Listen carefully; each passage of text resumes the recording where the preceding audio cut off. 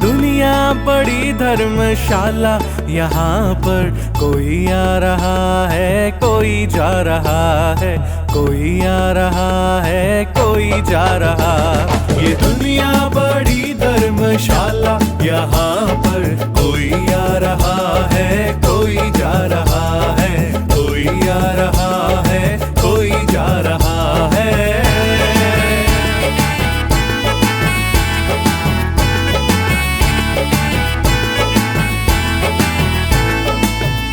धर्मशाला पे स्टेशन लगा है, आता जाता मुसाफिर खड़ा है। 2 घड़ी का है मेहमान यहाँ पर, हर कारोबार चलता यहाँ पर। अपनी करनी पे इतरा रहा है, यहाँ पर कोई आ रहा है, कोई जा रहा है, कोई आ रहा है, कोई जा रहा। ये दुनिया बड़ी धर्मशाला, यहाँ पर कोई आ रहा है, कोई जा रहा है, कोई आ रहा है, कोई जा रहा है।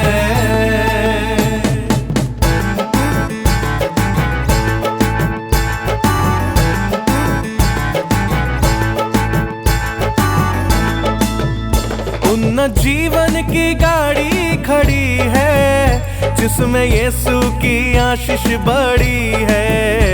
इस गाड़ी में घर तू बसा है, अनंत जीवन का स्टेशन मिला है। मार्ग सत्य और जीवन है यीशु, यहाँ पर कोई आ रहा है, कोई जा रहा है, कोई आ रहा है, कोई जा रहा है। ये दुनिया बड़ी धर्मशाला।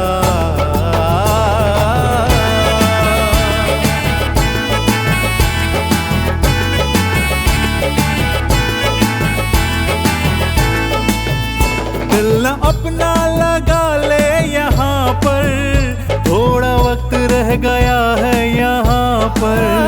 राजा जल्द आता है यहाँ पर, कर तैयारी जाने की वहाँ पर। ताज आसमानी पाए तू वहाँ पर, यहाँ पर कोई आ रहा है, कोई जा रहा है, कोई आ रहा है, कोई जा रहा। ये दुनिया बड़ी धर्मशाला, यहाँ पर कोई आ रहा है, कोई जा रहा है, कोई आ रहा है, कोई जा रहा, कोई आ रहा है, कोई जा रहा है, कोई आ रहा है, कोई जा रहा है। धन्यवाद देते हैं आज के इस समय के लिए जो आपने हमें दिया। Thank you very much. आज के इस संसार में शायद वक्त का ही सबसे ज़्यादा कीमत होती है, और आपने अपना वक्त हमें दिया, इसलिए थैंक यू सो मच। और इससे वक्त ज़ाहिर किए बिना मैं आपको बताना चाहता हूँ कि आज मैं आपके साथ एक न्योते के बारे में बात करना चाहता हूँ। एक इनविटेशन जिसे कहते हैं हम, कि समझिए घर में किसी की शादी तय हो गई तो कितनी खुशी की बात होती है ना, कि हम तैयारी में जुट जाते हैं। शॉपिंग करनी है, टिकट्स बुक करने हैं, छुट्टी मिलेगी या नहीं, गिफ्ट क्या लेंगे, माहौल बहुत खुशी का होता है। या फिर ये सोचिए कि कोई आपको खाने पर बुलाता है तो फिर भी बहुत खुशी की बात होती है, क्योंकि आप जानते हैं कि खाना अच्छा होगा, बातचीत बहुत बढ़िया होगी, एक मेल मिलाप होगा, तो ये बहुत आनंद वाली बात होती है। या फिर आप सोचिए कि शायद आपकी एक छोटी सी कंपनी है, आपको कोई न्योता देता है कि हमारी एक बहुत बड़ी कंपनी है, आप आइए, आपका काम हमें पसंद आया है, आप आइए, अपना प्रोडक्ट दिखाइए, हम आपके साथ काम करना चाहते हैं। कितनी खुशी होगी, कितनी उम्मीद बढ़ेगी आपकी। या फिर बस कोई स्कूल का दोस्त आपको कॉल करे, कहे चल यार मिलते हैं, बहुत दिन हो गए, कॉफ़ी पिलाता हूँ मैं तुझे, स्कूल की बातें करेंगे, क्या क्या मस्ती क्या करते थे। इस मिलने के विचार से कितनी खुशी होती है। लेकिन आज मैं आपके साथ एक सबसे अच्छे न्योते के बारे में बात करना चाहता हूँ।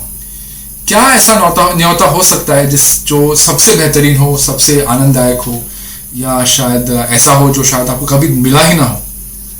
मैं किसी गेम शो की बात नहीं कर रहा हूँ जहां पर आप जाकर 1 करोड़ रुपए जीत सकते हैं, या फिर मैं किसी 5 स्टार होटल की बात नहीं कर रहा हूँ जहां पर आप 1 हफ्ते मुफ्त में रह सकते हैं, बड़े आराम से मजे कर सकते हैं। मैं आपसे बात कर रहा हूं एक ऐसे न्योते की जो परमेश्वर खुद आपको कहता है, और परमेश्वर कहता है कि आओ साथ में बातचीत करते हैं, डिस्कस करते हैं, बात करते हैं तुम्हारी जिंदगी के बारे में, तुम्हारे पापों के बारे में, कि तुम्हारे साथ क्या हो रहा है, कैसा हो सकता है। आइए वचन को देखते हैं पवित्र शास्त्र के, पढ़ते हैं यशायाह का 1 अध्याय उसका 18वां वचन देखेंगे। वचन कहता है, यहोवा कहता है, आओ हम आपस में वाद विवाद करें, तुम्हारे पाप चाहे लाल रंग के हों तो भी वो हिम के नाई उजले हो जाएंगे, और चाहे अर्गवानी रंग के हों तो भी वो ऊन के समान श्वेत हो जाएंगे। वाद विवाद करें, परमेश्वर आपसे कह रहा है कि वाद विवाद करें, कि इसका अर्थ है कि शायद माहौल थोड़ा गर्म भी हो सकता है, लेकिन परमेश्वर कह रहा है कि आओ वाद विवाद करें, क्योंकि वो चाहता है कि आपको वो जाने, वो आपसे रिश्ता बनाना चाहता है। और वैसे भी हम वाद विवाद उसी के साथ करते हैं जिसके साथ कोई मतलब हो, कोई रिश्ता हो, जिसके हमें फिक्र हो। कोई अजनबी आपको मिलता है और वाद विवाद करने लगता है तो आप लोग चलो यार आगे बढ़ो, क्यों मेरा वक्त ज़ाया कर रहे हो आप। लेकिन आपका कोई दोस्त है, आपके परिवार में कोई है, तो आप चाहेंगे कि उसके साथ कुछ वाद विवाद करें, कुछ बातचीत करें। वाद विवाद हमेशा झगड़ा नहीं होता है, एक बार डिस्कशन भी हो सकता है, और हो सकता है कि मतभेद भी हो। लेकिन यहाँ परमेश्वर कह रहा है आपसे, कोई इंसान नहीं कह रहा, परमेश्वर कह रहा है आपसे कि मैं न्योता दे रहा हूं कि आओ हम वाद विवाद करें। और वो पूछ रहा है आपसे कि क्या मैंने जो आपको गिफ्ट दिया है, जो तोहफा दिया है, क्या आपने उसे स्वीकार किया है? मुझे नहीं पता कि आप जानते हैं कि आपको कौन सा तोहफा दिया गया है। अगर आप नहीं जानते हैं तो मैं आपको बताना चाहता हूं कि परमेश्वर ने आपको एक तोहफा भी दिया है। आइए पढ़ते हैं यूहन्ना का सुसमाचार उसका 3 अध्याय 16 वचन, उसका पहला भाग पढ़ेंगे। वचन कहता है, परमेश्वर ने इस जगत से ऐसा प्रेम रखा कि उसने अपना इकलौता पुत्र दे दिया। यही रुकते हैं। वचन कहता है कि उसने अपना इकलौता पुत्र दे दिया, यानी कि गिफ्ट कर दिया आपको, आपके लिए दे दिया। परमेश्वर ने पहले तो आपको न्योता दिया कि आपसे बात करे, फिर उसने ये कहा कि उसने अपना इकलौता पुत्र आपके लिए दे दिया एज अ गिफ्ट, कि आप उस गिफ्ट को स्वीकार कर सकें। अब आपको इस पुत्र की या इस गिफ्ट की क्या जरूरत है क्या? कई बार लोग जबरदस्ती कोई गिफ्ट पकड़ा देते हैं। वो गिफ्ट शायद आपको चाहिए भी नहीं होता है। मुझे पक्का पता है आपको वो गिफ्ट में जरूर मिलेगा। शो पीस आता है, 2 बत्तख होते हैं, वो यूं करके ऊपर नीचे करते रहते हैं, बस।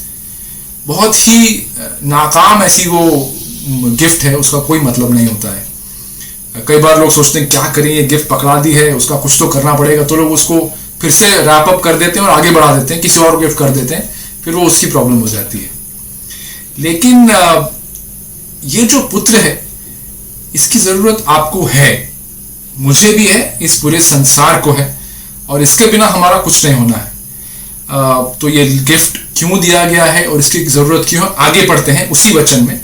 यूहन्ना का सुसमाचार 3:16 का आगे का पढ़ते हैं भाग, कि परमेश्वर ने अपना पुत्र दे दिया ताकि जो कोई उस पर विश्वास करे उसका नाश न हो परंतु अनंत जीवन पाए।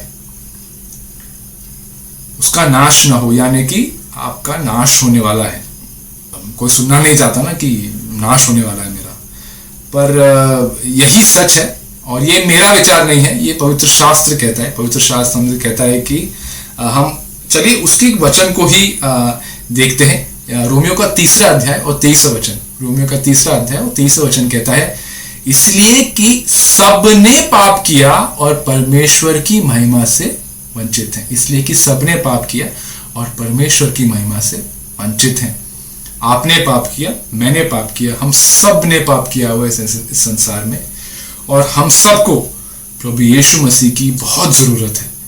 प्रभु यीशु मसीह आए ही इस संसार में इसलिए थे ताकि वो आपको और मुझे उद्धार दे सके, हमको बचा सके, हमें उद्धार दे सके, क्योंकि वो चाहता है कि वो ये जो हमारा जीवन अभी हम जी रहे हैं, वो जीवन हम उसके साथ बिताएं, और यही जीवन ही आने वाला भी जो जीवन है वो भी हम उसी के साथ बिताएं, वो यही चाहता है, उसको हमसे प्रेम है, उसको हमारी फिक्र है, और वो चाहता है कि हमें भी उसकी फिक्र, हमारा एक रिश्ता हो उसके साथ में, क्योंकि उसको हमारे सुख दुख से फर्क पड़ता है। लेकिन एक प्रॉब्लम है, जैसे वचन कहता है कि हम सब ने पाप किया है, तो हम पापी हैं और इन पापों को लेकर हम उसके साथ रिश्ता नहीं बना सकते। वो पापी से प्रेम करता है लेकिन पापों से बहुत बहुत नफरत करता है। प्रभु यीशु मसीह जब इस संसार में थे, वो पूरी तरह मनुष्य थे और पूरी तरह परमेश्वर थे। उन्होंने कभी पाप नहीं किया, वो संपूर्ण रीति से सिद्ध थे, पाप रहित थे, उनके मन में कभी पाप का कोई विचार तक नहीं आया। और इसीलिए प्रभु यीशु मसीह ने आपके और मेरे पापों के लिए वो बलिदान बन सके, क्योंकि वो स्वयं पाप रहित थे। उन्होंने आपके और मेरे पापों के लिए अपने प्राण दिए। आपने बहुत जगह देखा होगा, सुना होगा, प्रभु यीशु मसीह की जान ली गई क्रूस पर चढ़ाकर, चित्रों में देखा होगा, अन्य जगह देखा होगा आपने। लेकिन उन्होंने ऐसी जान नहीं दी। लोग तो चाहते थे कि वो अपना साम्राज्य बनाएं, वो रोमी साम्राज्य को हटाएं, अपना राज्य स्थापित करें, उनको राजा बना दिया जाए। लेकिन उनकी वो योजना थी ही नहीं। वो चाहते थे कि वो आपके और मेरे दिल में बस अपना साम्राज्य बसाएं, उस पर राज करें। और इसीलिए प्रभु यीशु मसीह ने क्रूस पर अपनी जान दी। वो सबसे सिद्ध बलिदान थे आपके और मेरे पापों के लिए। वो क्रूस पर चढ़ाए गए, फिर उनकी मृत्यु हुई, उनको दफनाया गया, और तीसरे दिन वो फिर जीवित हुए। और आज ये जो पुनरुत्थित प्रभु है, हमारा प्रभु यीशु मसीह, यही आपकी गिफ्ट है, यही आपका तोहफा है जो परमेश्वर ने तैयार किया है आपके लिए और मेरे लिए। और जैसा आप जानते हैं, तोहफे को सिर्फ स्वीकार किया जा सकता है, आप उसे कमा नहीं सकते। आइए मत्ती का सुसमाचार 11वां अध्याय और उसका 28 से लेकर 30वां वचन देखेंगे। हे सब परिश्रम करने वालों और बोझ से दबे लोगों, मेरे पास आओ, मैं तुम्हें विश्राम दूंगा। मेरा जुआ अपने ऊपर उठा लो, क्योंकि मैं नम्र और मन में दीन हूं, और तुम अपने मन में विश्राम पाओगे, क्योंकि मेरा जुआ सहज और बोझ हल्का है। परमेश्वर ने आपको न्योता दिया है, परमेश्वर ने आपको भेंट भी दी है अपने पुत्र की।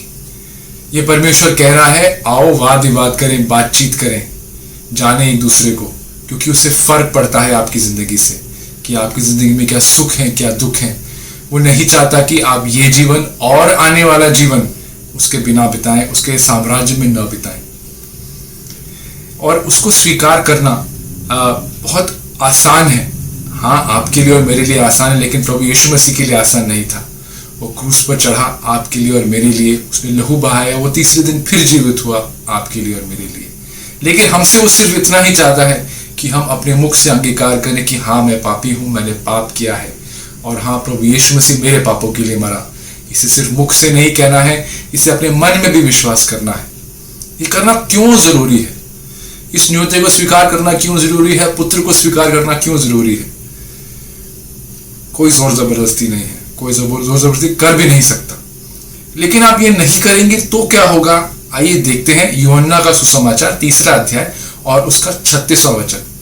जो पुत्र पर विश्वास करता है, अनंत जीवन उसका है, परंतु जो पुत्र को नहीं मानता, वह जीवन को नहीं देखेगा, परंतु परमेश्वर का क्रोध उस पर रहता है।